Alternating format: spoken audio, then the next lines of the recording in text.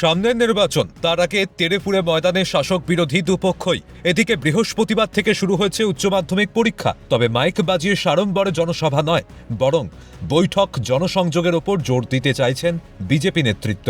বৃহস্পতিবার বরানগর পুরসভার ২১ নম্বর ওয়ার্ডে জনসংযোগের মাধ্যমে মানুষের অভাব অভিযোগ শুনলেন বিজেপি নেতা দিলীপ ঘোষ। এলাকায় এলাকায় যাচ্ছেন, প্রচার কার্য সারছেন দিলীপ ঘোষ। মূলত প্রচার কার্য, মূলত জনসংযোগ করছেন দিলীপ ঘোষ। সাধারণ মানুষের সঙ্গে জনসংযোগ করছেন এবং দেখা যাচ্ছে যে এই এলাকায় বিভিন্ন জায়গায় বিভিন্ন বাড়িতে দিলীপ ঘোষ নিজের হাতে যে বিজেপির পোস্টার, সেই পোস্টার আটকাচ্ছেন এবং সাধারণ মানুষের অভাব অভিযোগ শুনছেন।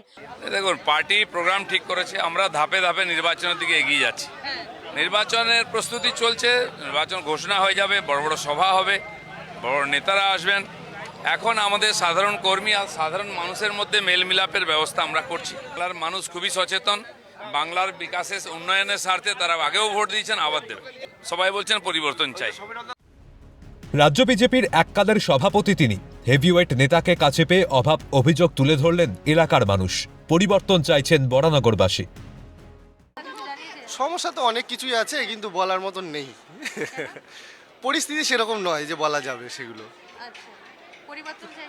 নিশ্চয়ই কিছু তো চেঞ্জ হলে ভালো হয়। অনেকের অনেক রকম প্রবলেম থাকে, সেগুলো মানুষ বলতে পারে না।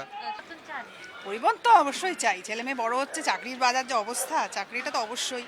তারপরে এইখানে পরিবেশটাও একটু ভালো চাই। এই যে একটা মানুষ ঢুকলে, অ্যাম্বুলেন্স ঢুকলে বেরোতে পারে না, চারিদিকে গাড়িকে যা অবস্থা, মানে খুবই বাজে অবস্থা। দিলীপ ঘোষ আসছেন, কথা বললেন, খুশি আপনারা? সেটা ১০০ বার, মানে ভাবতেই পারিনি যে উনি আসবেন।